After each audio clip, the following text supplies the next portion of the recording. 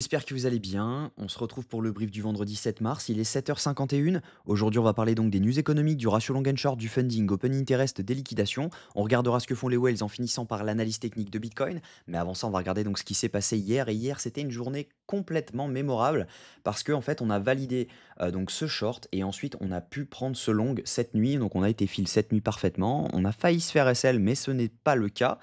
Donc, clairement, vraiment intéressant. Donc selon je suis toujours dedans, hein, donc il y a pas de donc c'était ici, mais je suis toujours dedans. Donc j'ai call ça directement, je vous avais donné, en fait le billet, que j'avais directement sur le groupe public, donc n'hésitez pas à le rejoindre, il est 100 gratuit. Le but, c'est que je vous donne tous mes billets, je vous donne également le débrief, des trades, qu'on a donc, sur la journée, donc n'hésitez pas à le rejoindre. Mais les calls directs sont donnés directement sur la school, donc je vous avais donné ce trade hier soir, donc je vous avais dit que clairement, voilà, c'était intéressant de venir long dans les 85 625 et également, donc voilà, c'était ce short surtout à venir chercher avec un TP, donc exactement là où on est rentré en longue. Donc pourquoi il y avait un short à prendre? Tout simplement du fait qu'on a cumulé énormément de liquidités. Donc juste ici, c'est ce que je vous expliquais donc hier. On a cumulé énormément de liquidités juste là, donc ça partait naturellement de venir chercher ces zones juste ici pour derrière ensuite revenir chercher la zone OTE et cette OB M15. Ensuite, pourquoi on vient long dans cette zone? Tout simplement parce que si jamais vous vous mettez en H4, en fait, en H4, ça représentait donc le FVG qu'on avait juste ici. Hop, donc on voit qu'on a mèche parfaitement dans la zone du FVG. Donc je vais retirer un peu des choses, ça va être beaucoup plus clean.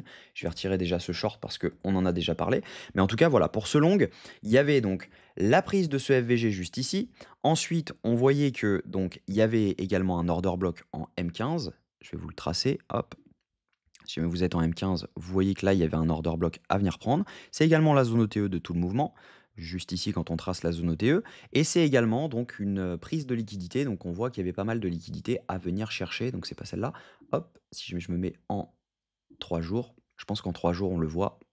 Voilà, on avait énormément de liquidations à venir prendre et donc par principe, c'était normal de venir chercher cette mèche. Maintenant, on n'a plus grand-chose à venir chercher, hein, le reste des liquidations se trouve à la hausse. On a un tout petit cluster à venir prendre autour des 84 500, mais je pense pas qu'on vienne le rechercher parce que sinon ce serait vraiment baissier. Et donc, à mon avis, là, on a fait notre prise de liquidité et derrière, on peut revenir repartir à la hausse. Mais on va regarder en fonction des datas si jamais ça coïncide. Donc, au niveau news économique, aujourd'hui, on va être servi hein, quand même. Faites attention, à 14h30, on va avoir le taux de chômage. On aura également un discours de Powell, président de la Fed, à 18h30 et un discours de Trump à 19h30 qui s'est rajouté. On n'avait pas cette news hier. On a surtout à 17h le rapport sur la politique monétaire de la Fed. Donc attendez-vous à avoir du mouvement hein, quand même. Au niveau funding open interest, ce qu'on voit, c'est que sur ce dump, il y a eu pas mal de shorts qui sont ouverts. Sur ce dump, juste là, on voit donc une hausse de l'open interest avec une baisse des fundings, ce qui veut dire qu'on a accumulé énormément de liquidations au-dessus et des stop loss. Donc au-dessus, on voit que là, on est sur quasiment un equal high. Ici, quasiment un equal high également. Donc dans cette zone-ci, on a énormément de liquidations parce que on le voit, hein, on a eu énormément de shorts qui se sont ouverts.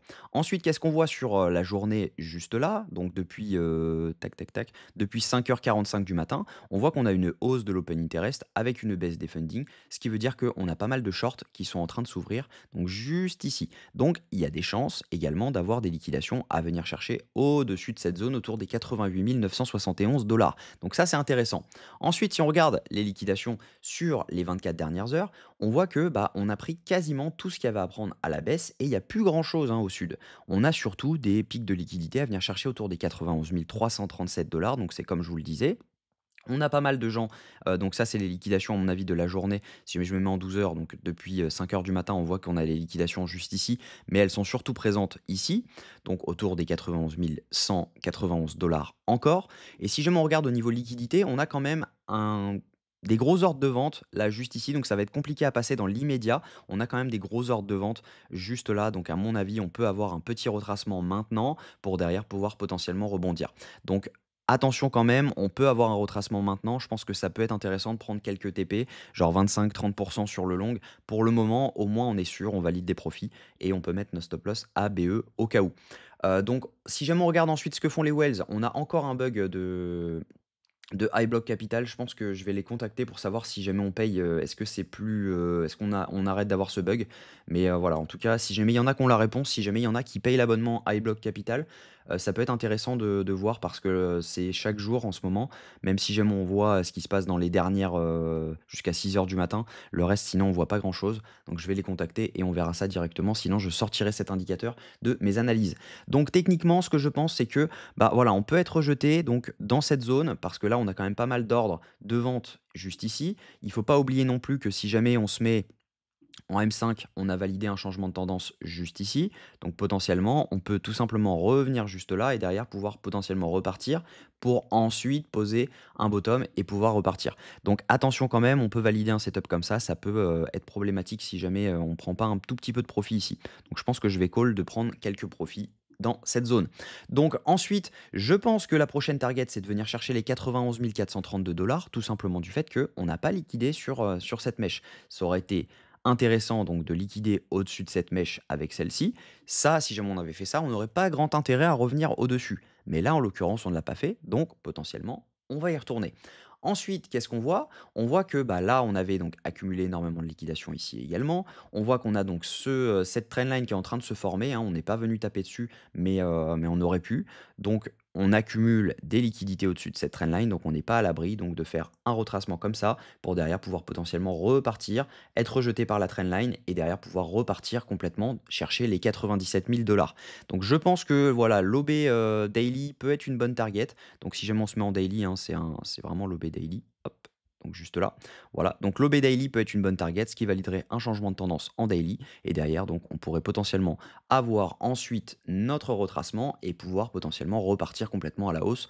Pourquoi pas venir chercher les 107 000 dollars. Donc ça nous donne quand même rendez-vous si jamais on faisait quelque chose comme ça. Vous voyez que c'est pas non plus ça, on prend notre temps quand même un petit peu, c'est assez rapide et tout.